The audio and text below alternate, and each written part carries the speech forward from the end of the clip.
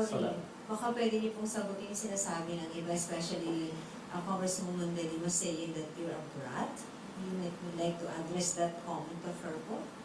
Oo. Kasi hindi Yes. ka nga daw po sumipot sa budget. Oo. Ang administration, and that is led by Malacanang Palas, ang Makabayan, ang Akbayan, ang members of the Liberal Party, yung mga pink and yellow, and sabihin na lang natin yung sixth category, all others. Meron yan silang narrative about Inday Sara. Kung napapansin nyo, paulit-ulit lang yan na sinasabi nila.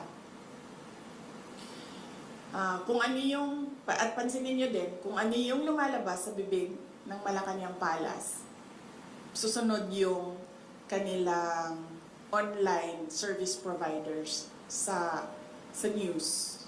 Whether it be fake news, bloggers, totoong news, or trolling, pare-pareho yung narrative nila. At pansinin nyo, lahat ng lumabas na mga articles, isa lang yan. Sinasabi nila, number 1, pro-China. Number 2, brat.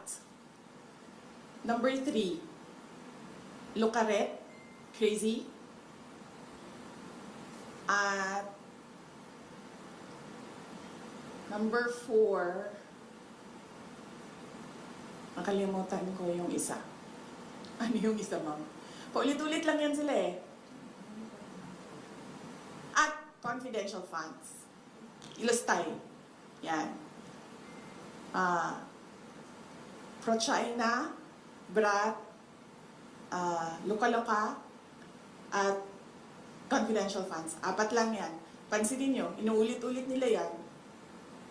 Hoping siguro na one of those will stick sa image or sa reputation para makasira sa akin. So, hindi ako nagtataka na magsasabi ng ganyan si Leila De Lima. Yung word na brat, ginagamit nila lagi yan. And more than that, hindi naman kasi parent ang House of Representatives for them to say kailangan disiplinahin ang Vice President. Dahil sa totoo lang, ang tawag nga natin sa kanila mga buaya, di ba? Ganun yung general perception for all members of the House of Representatives. So wala silang moral ascendancy over the office of the Vice President. But going back, that's a